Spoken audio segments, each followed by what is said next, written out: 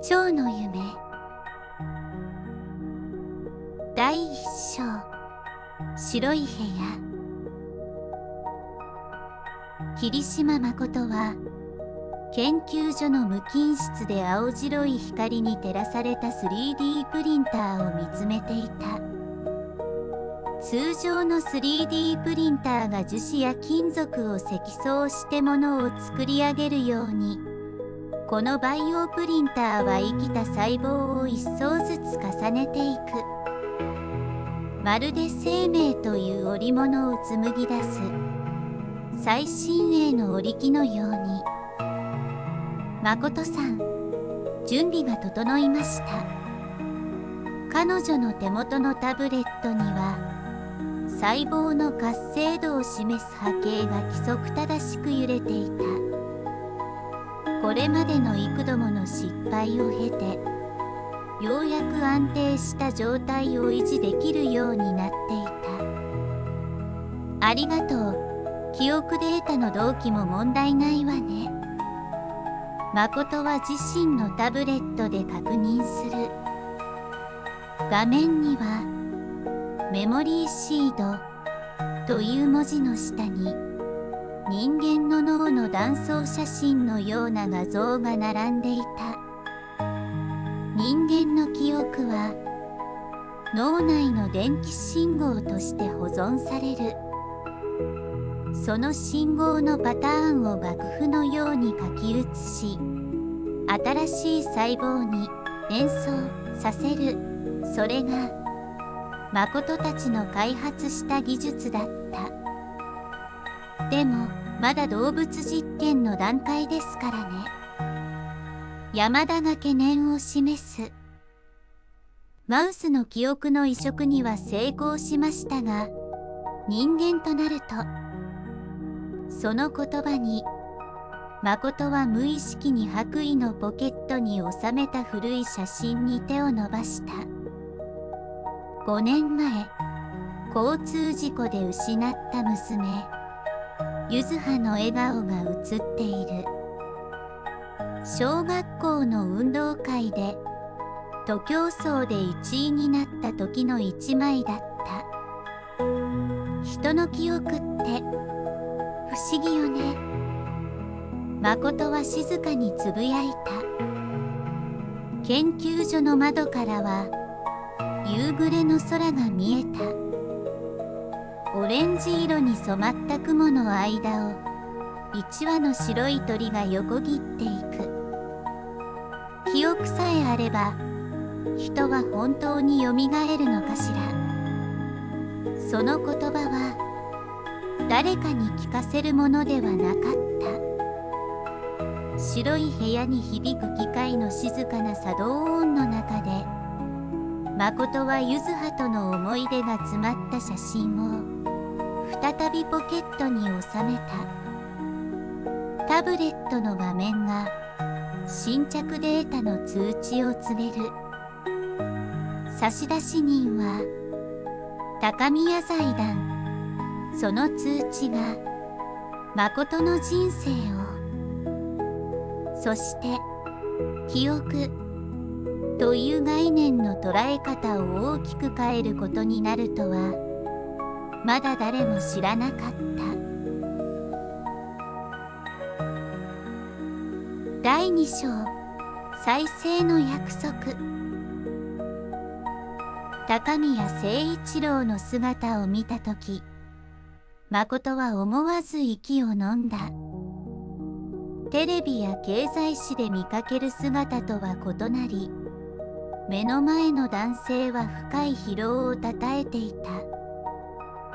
世界的なバイオテック企業、高宮グループの総帥が一研究所を直接訪れるのは異例中の異例だった。どうか私たちの岬を。会議室のテーブルには一枚の写真が置かれていた。笑顔の少女は誠の娘、ゆずはと同じ年頃に見える。長い黒髪を風になびかせ、ピアノの前で微笑んでいた。難病でした。高宮夫人の沙織が静かに語り始めた。徐々に体が動かなくなっていって、でも最後までピアノを弾くことだけは諦めませんでした。誠は資料に目を通す。美咲の組織は発症後すぐに最新技術で保存され、遺伝子レベルでの損傷も最小限に抑えられていた。そして驚くべきことに、脳の神経回路の詳細なマッピングデータまで残されていた。私たちは世界中の研究所を回りました。高宮が言う。誰もが不可能だと言いました。でも霧島博士の論文を読んで、これしかないと確信したんです。山田が誠に向かって小声で説明する。人工多能性幹細胞からの組織再生にメモリーシードを組み合わせれば、理論上は可能かもしれません。誠は慎重に言葉を選んだ。でも人体での試験はまだ一度も行っていません。倫理委員会の承認も必要です。その点は心配いりません。高宮が即座に答えた。必要な手続きはすべて整えました。研究資金も望むだけ提供します。その言葉に会議室の空気が凍りついた。次の週、倫理委員会で委員の一人である脳神経外科医の村上が誠の研究を痛烈に批判した。これは人体実験です。しかも亡くなった子供を対象とした、そんな非人道的なのは可能性を閉ざすことです。誠は静かに、しかし芯の通った声で反論する。私たちは失われた命を取り戻す方法を探っているんです。でもそれは本当に取り戻すことになるのでしょうか。心理学者の田中委員が問いかけた。仮に体を再生し記憶を移植できたとして、それは本当にその人なのか。その問いに誠は答えられなかった。白衣のポケットの中の柚葉の写真が急に重く感じられた。結論は条件付きでの承認となった。厳密な監視体制のもと段階的に進めること、そして何より再生された個体が人格や意識の異常を示した場合は即座にプロジェクトを中止する。その一行が誠の心に引っかかっていた。研究所の新フロアは高宮財団の資金で整備された。最新鋭のバイオプリンターが並び、人工子宮のような培養装置が設置される。チームメンバーも倍増した。霧島博士、若手研究員の中島がデスクに山積みになったデータを指さした。美咲さんの記憶データの解析が終わりました。かなり鮮明に保存されていて、誠は画面に映し出された脳のマッピングデータを見つめる。そこには13年分の記憶がまるで精密な地図のように広がっていた。ピアノを弾く指の動き、好きだった曲の旋律、家族との思い出、それらがすべて電気信号のパターンとして保存されていた。本当に私たちに再生する資格があるのかしら。夜遅く、誠は研究室の窓から満月を見上げていた。機上には美咲と柚葉の写真が並んでいる。二人とも同じような年齢で同じような笑顔を浮かべていた。娘を取り戻したい母の願いか、記憶を再現したい研究者の情熱か。私は一体何を求めているのだろう。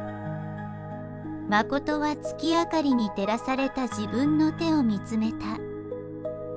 私は一体何をしようとしているんだろう。タブレットが解析完了を告げる音を鳴らす。培養された細胞は予想以上の速度で増殖を続けていた。すでに小さな心臓の元気が鼓動を始めている。再生の約束は確実に現実となりつつあった。しかしその先に待ち受けているものをまだ誰も知らなかっ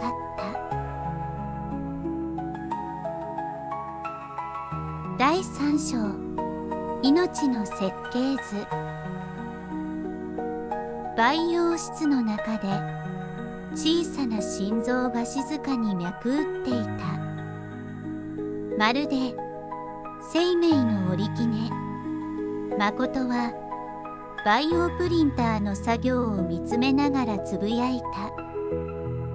装置はレゴブロックを組み立てるように細胞を一つずつ積み重ねていく。ただしこれらは生きた細胞であり、それぞれが美咲という少女の設計図を内包していた。霧島先生、心臓の拍動が安定してきました。中島がモニターの波形を指さす。画面には規則正しい心電図が描かれ、その横でもう一つの波形が揺れていた。保存されていた美咲の脳の活動データである。二つの波形、少し違和感ありませんか？山田が首をかしげる。確かに微妙なズレがあった。ただしそれは誤差の範囲内かもしれない。誠はデータを繰り返し確認する。記憶って不思議なものね。誠は培養層に映る自分の顔を見つめながら続けた。私たちの記憶は DNA には書き込まれていない。なのにどうして私たちは昨日のことを覚えていられるの？研究室の若手たちに向かって誠は黒板に図を描き始めた。私たちの脳は記憶を電気信号のパターンとして保存しています。それはスマートフォンが写真や音楽を保存するようなもの。ただし比較にならないほど複雑な仕組みなんです。黒板には脳の神経回路の模式図が描かれていく。美咲ちゃんの記憶はこのパターンとして保存されていました。これを新しい脳の細胞にコピーする。そのためには細胞同士のつながり方をぴったりと合わせなければなりません。まるで巨大なパズルですね。中島が簡単の声を上げる。そう。でもピースの数は天文学的。誠は微笑んだ。一つでも間違えると、その時警告音が鳴り響いた。培養層3番、温度上昇。山田が叫ぶ。細胞の活性が急激に。誠は即座に対応を開始する。培養液の温度を下げ、栄養供給を調整する。しかし、その過程で彼女は奇妙な現象に気づいた。画面に表示された遺伝子発現のパターンが予想とは異なる様相を示していたのだ。これは誠は自身のタブレットを取り出し、保存データと照合する。違いは微細だったが、確かに存在していた。先生、大丈夫ですか？中島が心配そうに声をかける。ええ。誠は画面から目を離さずに答えた。ただ、少し気になることが。その夜、誠は研究室に残ってデータの解析を続けていた。美咲の記憶データを最初から見直す中で、彼女は小さな異常に気づく。データの中にかすかだが確かなノイズが存在していたのだ。まるで誰かの声が混ざっているみたい。誠は白衣のポケットから柚葉の写真を取り出した。月明かりに照らされた少女の笑顔がどこか物悲しく感じられる。タブレットの画面には次々と新しいデータが表示される。バイオプリンターは休むことなく作業を続け、人工子宮の中で新しい命が確実に形作られていく。しかし、その命の設計図の中に誰にも気づかれていない異変が静かに、しかし確実に進行していた。窓の外で一羽の白い蝶が夜の闇を待っていた。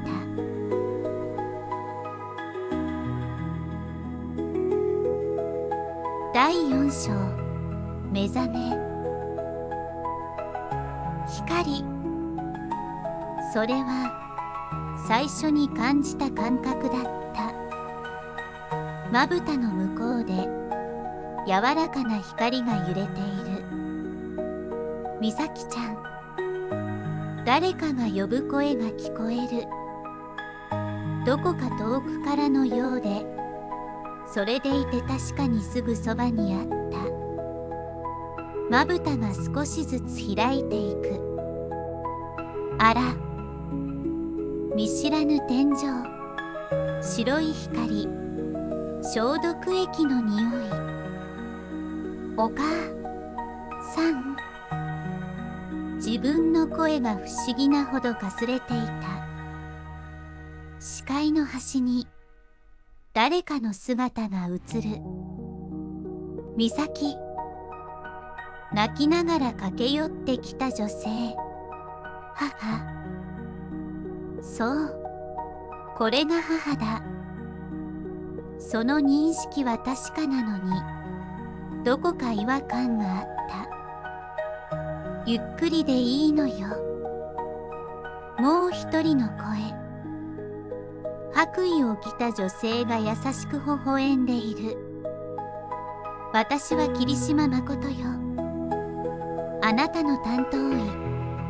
そして、このプロジェクトの責任者。プロジェクト。その言葉を繰り返すと、不思議な感覚が全身を走る。まるで誰かの記憶の中を泳いでいるような。美咲、覚えてる？母、沙織が静かに問いかける。あなたは病気でフィアノ。突然その言葉が唇をついて出た。最後まで弾いてた月の光を。そう、沙織の目にまた涙があふれる。あなたの大好きなドビュッシーを。その瞬間、音が聞こえた。鍵盤を叩く指の感触、響く音色。でもそれは本当に自分の記憶なのだろうか。少し検査をさせてもらってもいいかしら。誠が近づき、瞳孔を調べ、反射を確認する。すべての動作が穏やかで、それでいて確実だった。私、どれくらい寝てたの？その質問に部屋の空気がかすかに凍る。美咲、誠が慎重に言葉を選ぶ。あなたは特別な治療を受けたの。体の細胞を一つ一つ再現して。クローン？いいえ。誠は首を振る。あなたはあなた。記憶も意識もすべて。その説明にどこか引っかかるものを感じた。でもそれが何なのかうまくつかめない。お腹すいた。突然美咲がそう言うと部屋の緊張が解けた。あら、沙織が笑う。相変わらずね。すぐお腹がすくんだから。でも誠が医師として制する。今は流動食から始めましょう。体が少しずつ慣れていく必要があるから。その夜、美咲は病室のベッドで月を見つめていた。手のひらを光にかざすとかすかに透けて見える。この体は本当に自分のものなのだろうか。あれ？突然視界が揺らいだ。まるで誰かの記憶が波のように押し寄せてくる。運動会、徒競走で1位になった瞬間。でもそれは違う。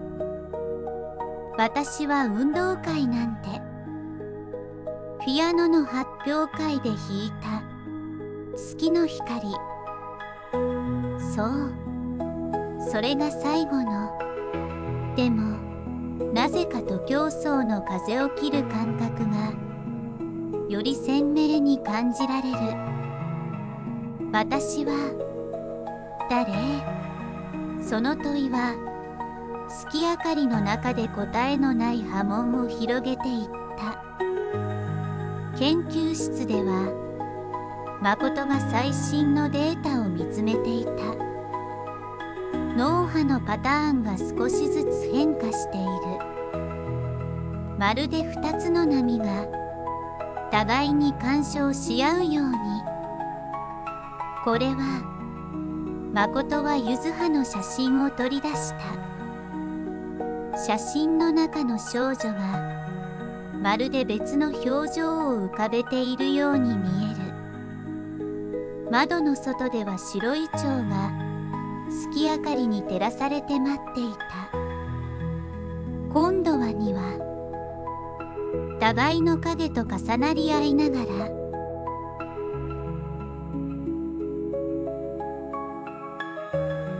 第5章混戦する記憶。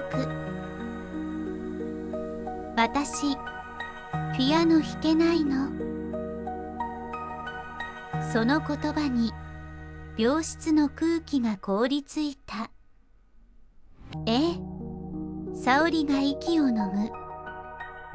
何を言ってるの、美咲？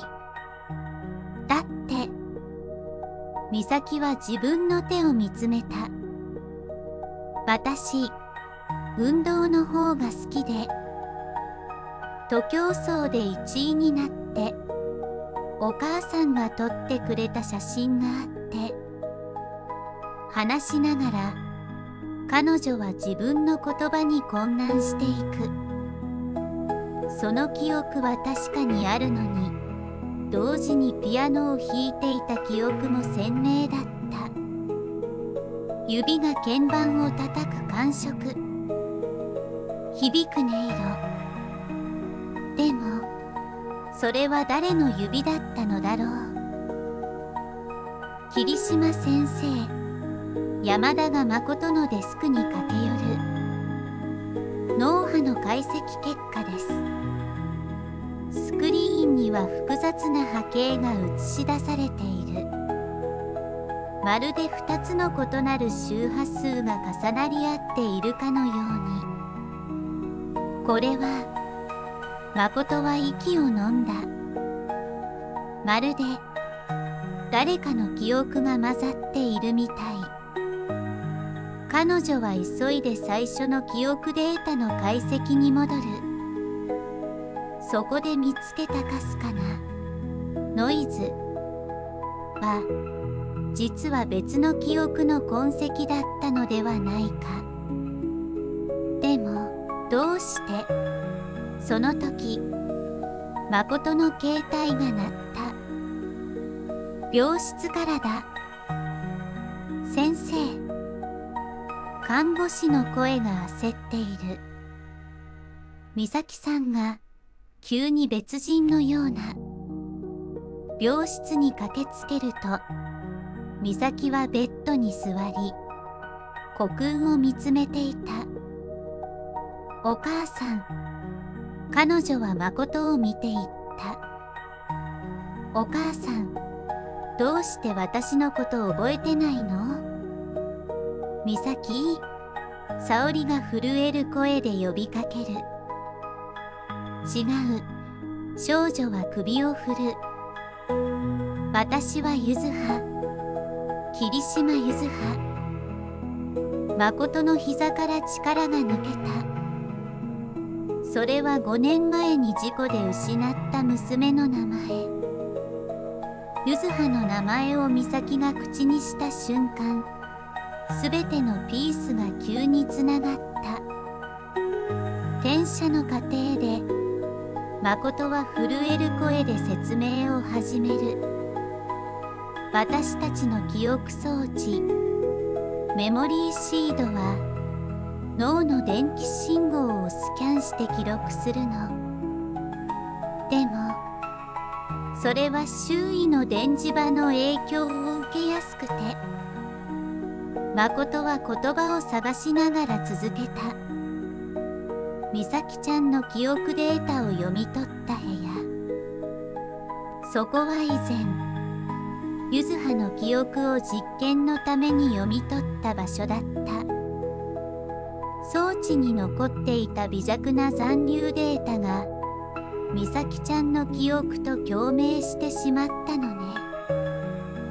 まるで古いテープに新しい音を録音したら、前の音がかすかに残っているように。そんな沙織が壁にもたれかかる。じゃあ私たちの美咲は。いいえ、誠は即座に否定する。美咲ちゃんの記憶も確かにそこにある。ただゆずはの記憶と共存しているの。検査室では新たな解析が始まっていた。中島と山田が記憶データの深層構造を探っていく。見てください。中島が画面を指さす。記憶の電気信号のパターンが二重になっている箇所が、まるで2つの曲が同時に演奏されているようね。誠がつぶやく。その夜、誠は研究室で一人データと向き合っていた。画面の中で2つの波形が踊っている。一つは美咲の、もう一つはゆずは。ポケットの中の写真が急に重く感じられた。私たち何をしてしまったのかしら。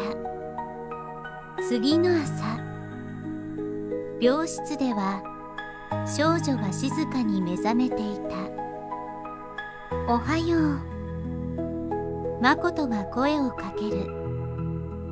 今朝は誰とお話ししてるの？少女は不思議そうに首をかしげた。私は、彼女は言葉を探すように間を置く。美咲でゆずは、どっちもかな。窓の外では桜の花びらが舞っていた。一枚一枚が光に透けて見える。それはまるで記憶のように儚く、そして確かなものだった。研究所の別室では、高宮誠一郎が最新の報告書に目を通していた。記憶の修正は可能なんですか？その質問に誠は答えられなかった。なぜなら彼女には分かっていたから。この混戦は単なる事故ではないかもしれないということを。空の上では2羽の白い蝶がまるで一つの影のように重なって待っていた。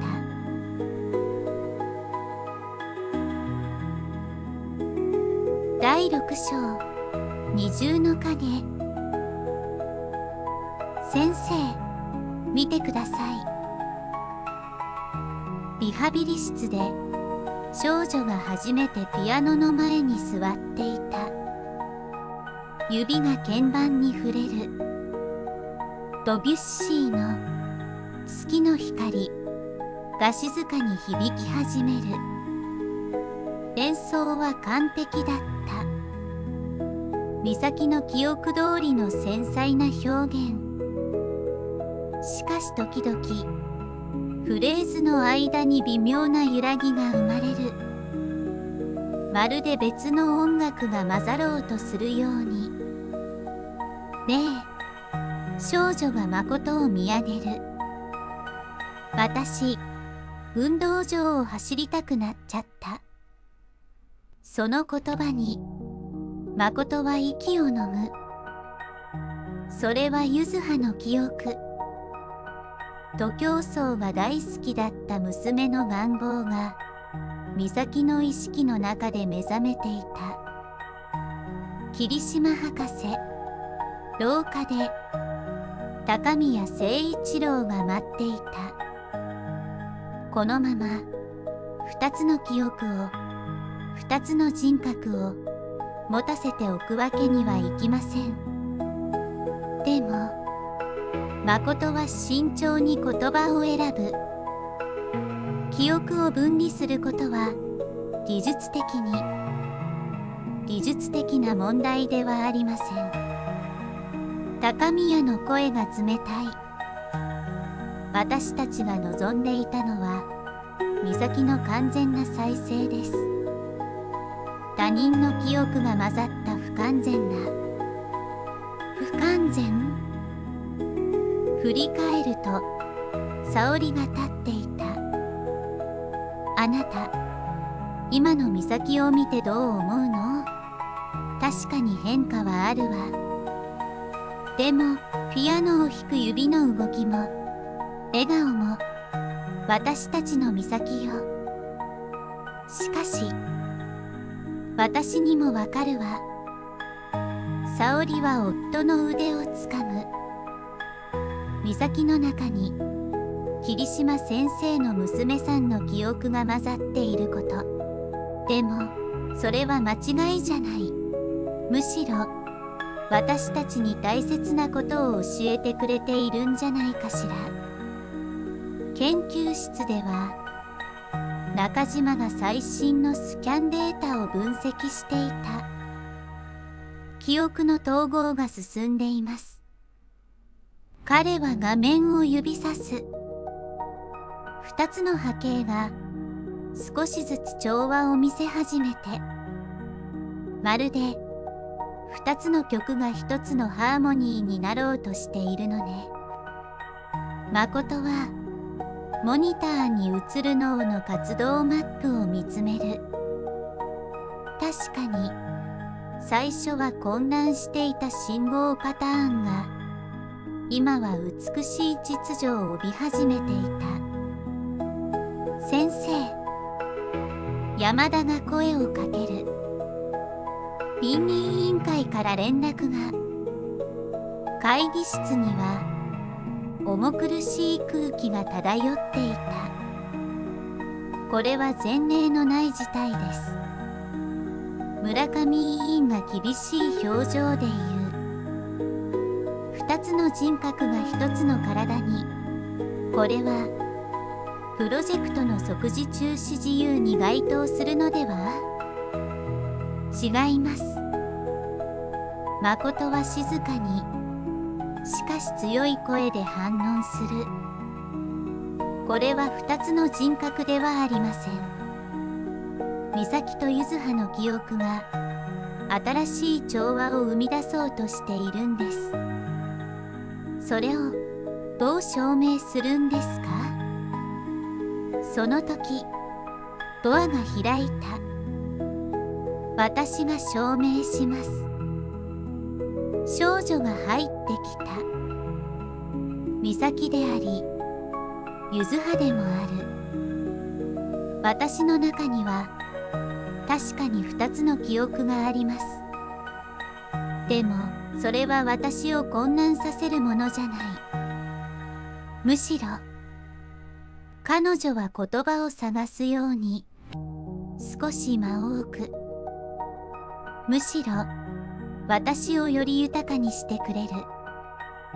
ピアノを弾く感覚も風を切って走る喜びもどちらも私の一部。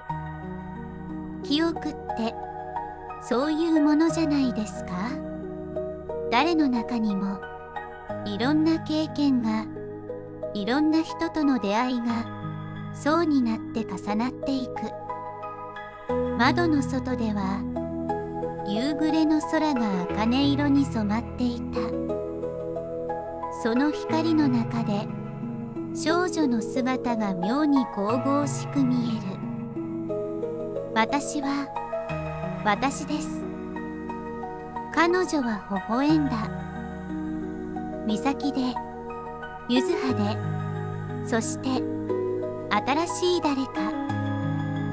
その言葉は会議室の重苦しい空気を一変させた。誠はポケットの中の写真に手を触れる。今はその写真の重さが少し違って感じられた。研究所の庭で2羽の白い蝶が一つの影となって夕日に向かって飛んでいった。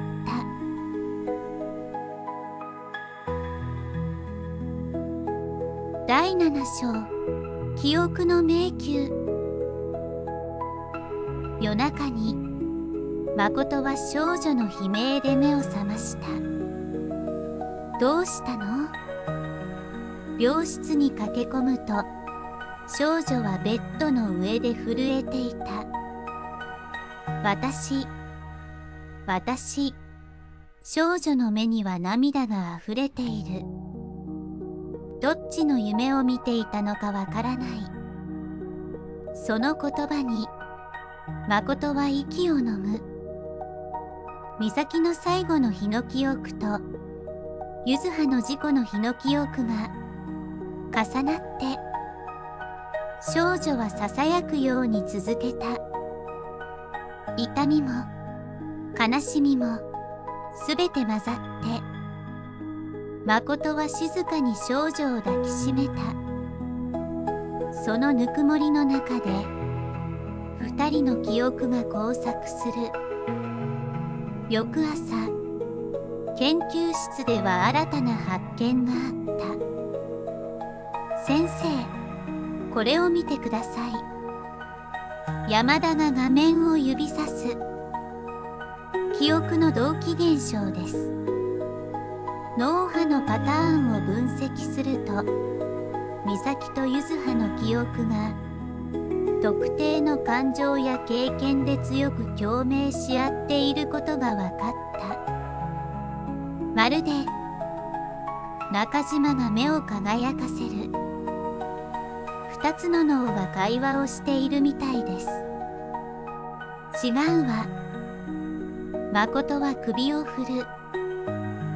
これは会話じゃない。融合よ。彼女は黒板に図を描き始めた。私たちの記憶はコンピュータのデータのように整然と保存されているわけじゃないの。むしろ感情や経験が網の目のように絡み合っている。そして今、美咲と柚葉の記憶の網が新しい模様を織り上げようとしているの。でもそれは危険じゃ。その時、ドアが開いた。おはよう、みんな。少女が入ってきた。昨夜の動揺は消え、表情は穏やかだった。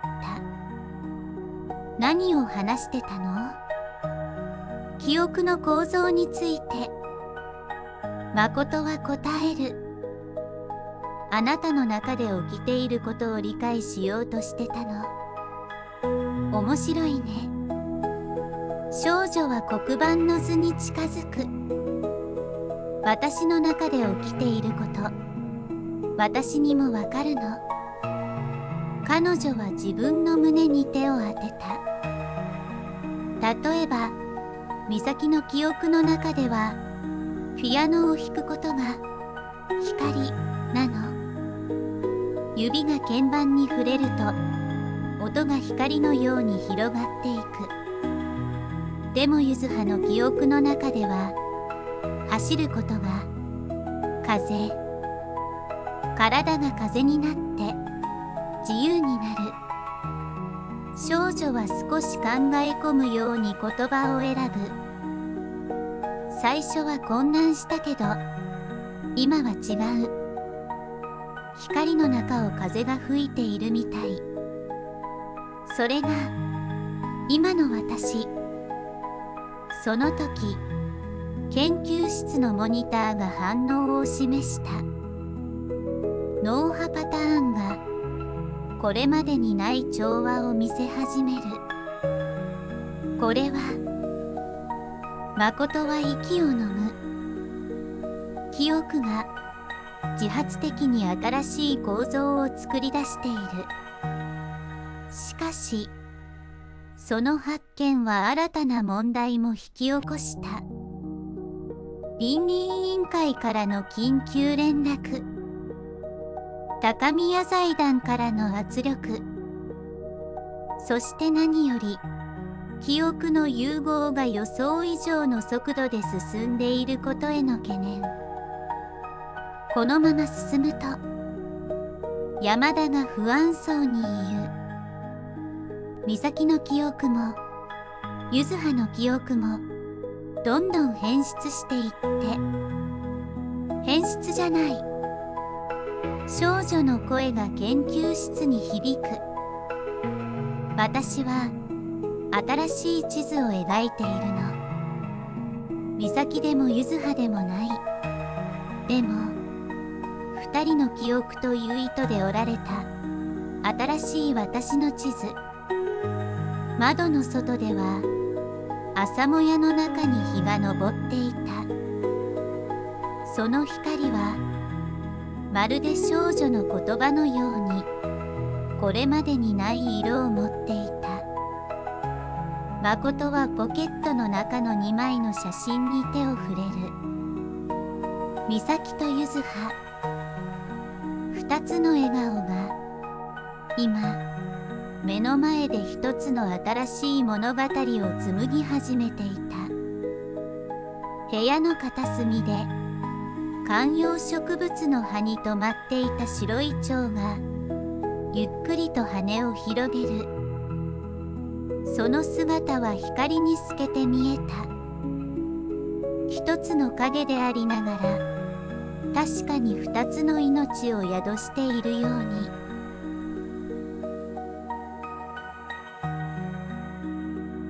第8章、選択。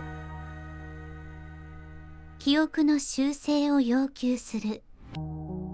高宮誠一郎の声が会議室に冷たく響いた。柚葉の記憶を完全に消去する。それがこの事態を収束させる唯一の方法のはずです。誠は目の前の資料に目を落とす。そこには記憶の選択的消去に関する詳細な手順が記されていた。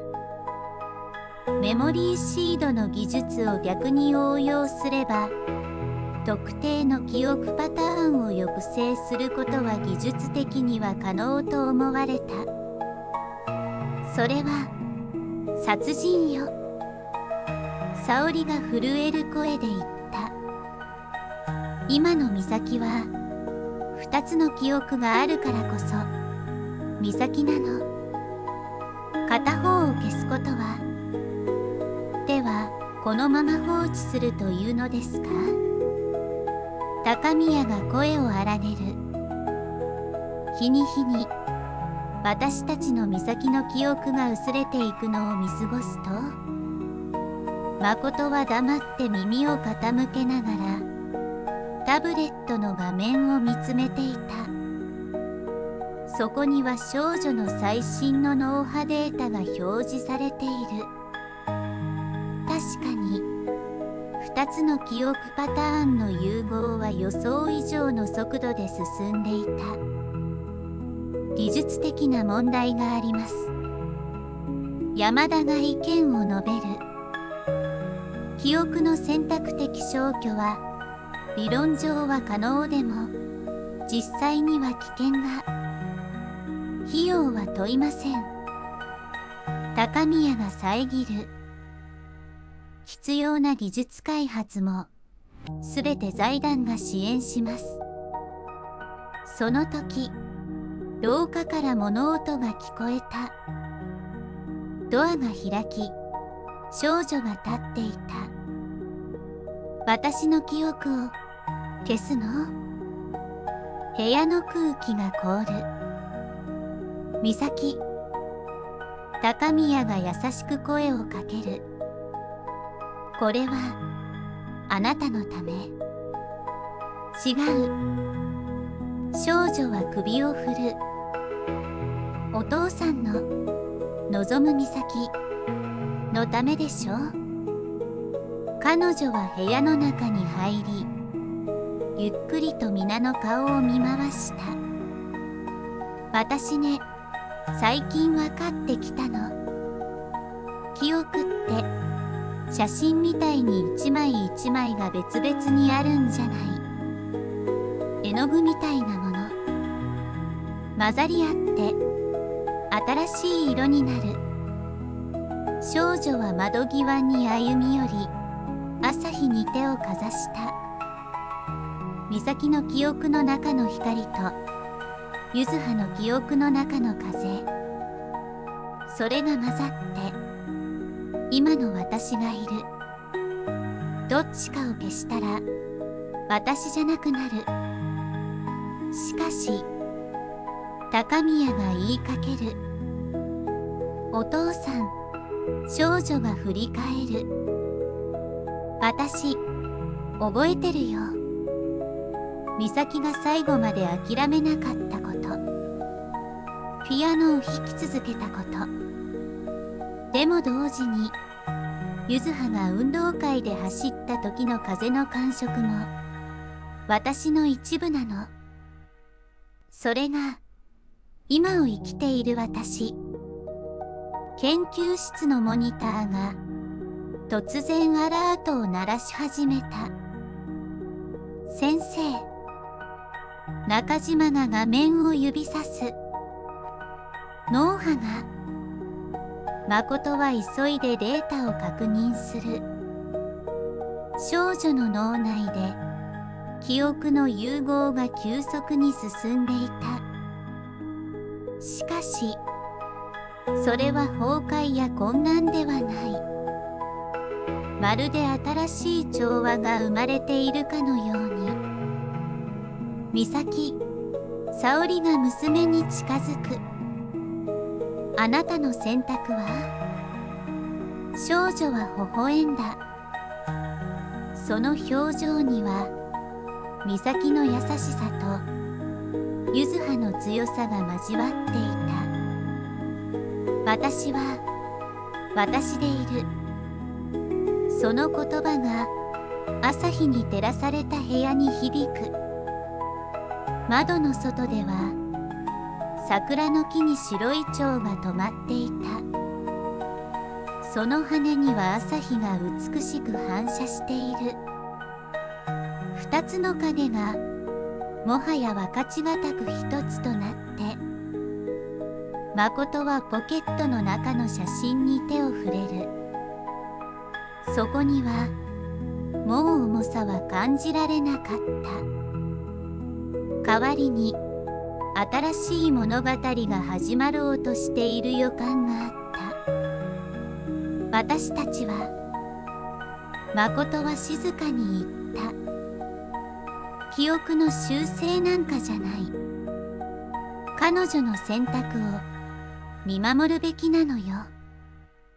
部屋の空気が少しずつ変わっていく。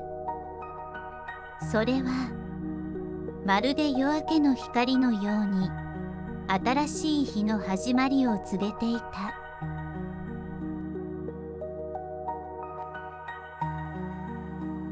第9章、蝶の夢。記憶って不思議ね。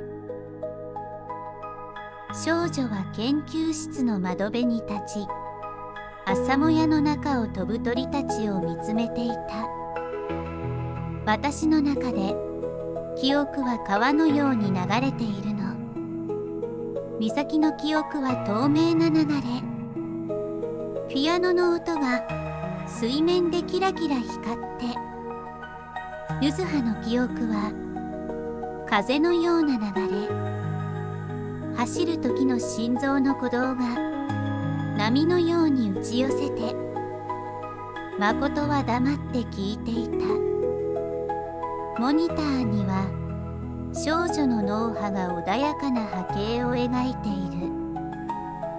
もはや二つの記憶は区別がつかないほど深く溶け合ってい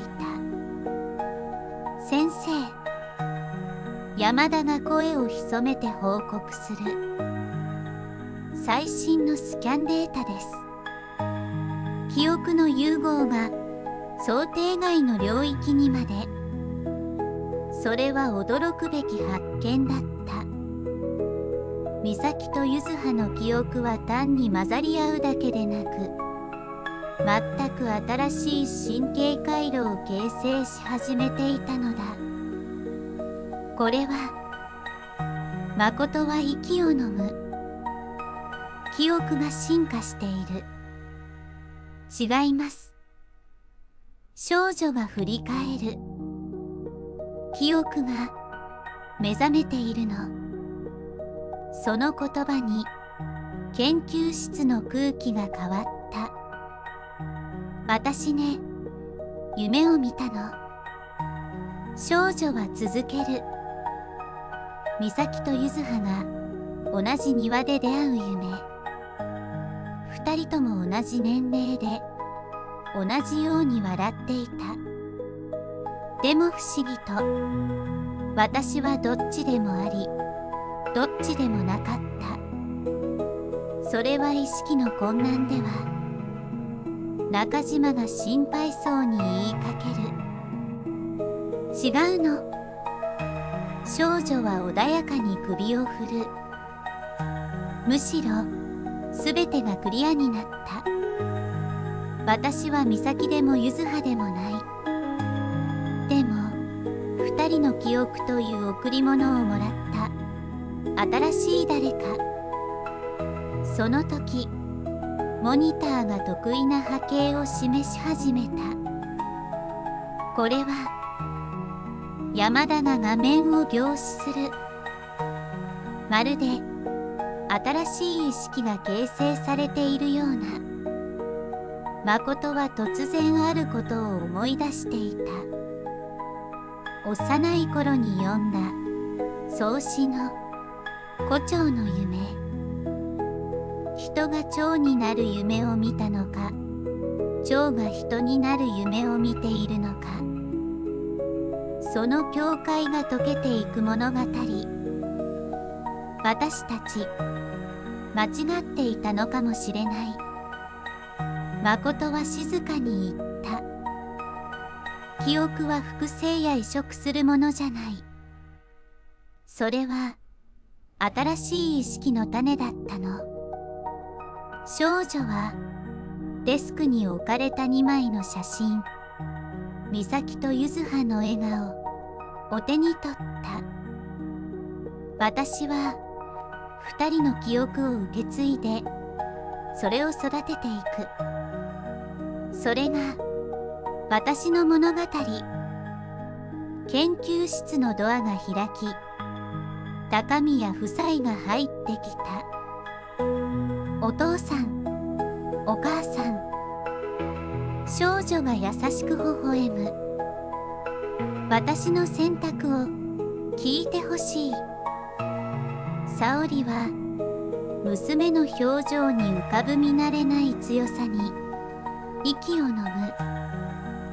美咲の優しさと柚葉の勇気、二つの魂の贈り物を受け取って私は新しい道を歩いていく。それが本当の再生の意味だと思う。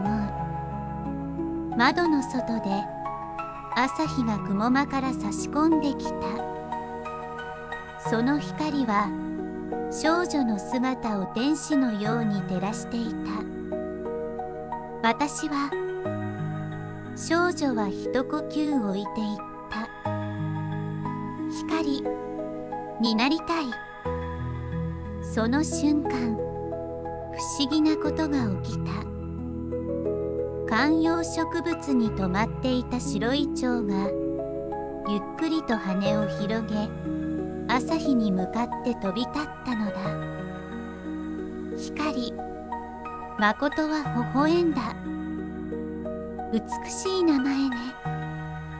少女、光は窓際に立ち、舞い上がる蝶を見つめていた。その瞳には美咲のピアノが奏でる旋律と柚葉の走る風が混然一体となって映っていた。新しい物語の始まり。その言葉は誰のものだったのだろう。おそらく部屋にいた全員の心の中で同時に響いていたのかもしれない。朝もやの中で白い蝶は光に包まれ、新しい空へと羽ばたいていった。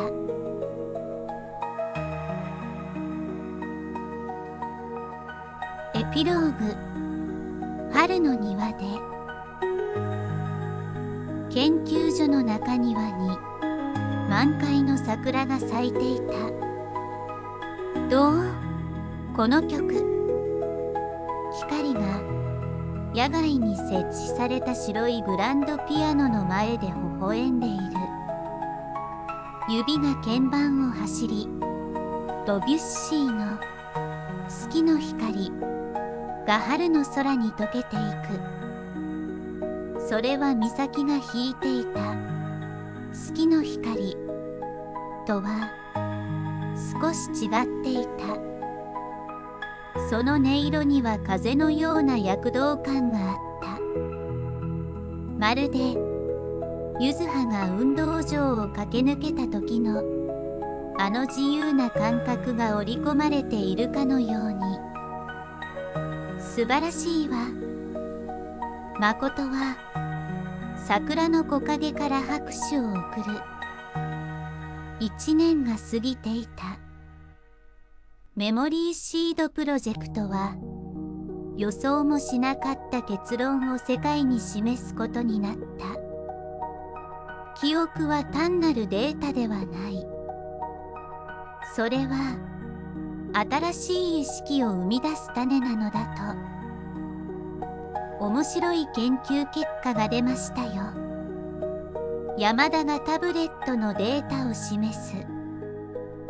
光の脳内では美咲と柚葉の記憶が作り出した新しい神経回路が独自の発達を続けていた。それは誰も予測できなかった形での進化だった。記憶の移植じゃない。誠は桜の花びらが舞う様子を見つめながら言う。意識の受粉ね。高宮夫妻もその変化を受け入れていた。私たちの美咲は確かにここにいるわ。沙織は娘の演奏を聴きながら微笑む。でもそれ以上の何かに成長してくれた。光は演奏を終えると立ち上がった。そしてまるで柚葉のように桜の木の下を駆け出す。舞い散る花びらが彼女の周りで小さな渦を巻いた。ねえ、誠先生。光が呼びかける。人って記憶の集まりなのかな？いいえ。誠は首を振る。記憶は私たちを作る材料の一つ。でもそれをどう組み合わせてどんな物語を紡ぐかは一人一人の魂が決めるの。魂。光は空を見上げる。私の中では二つの記憶が出会って新しい物語を始めたんだね。研究所の片隅で若い研究者たちが新しいプロジェクトの準備を進めていた。メモリーシードの技術は記憶の複製ではなく意識の受粉を促す方向に進化していくことになるだろう。光、沙織が呼ぶ。そろそろピアノの発表会の時間よ。はい。光は桜の木の下を一回りすると颯爽と走り去っていった。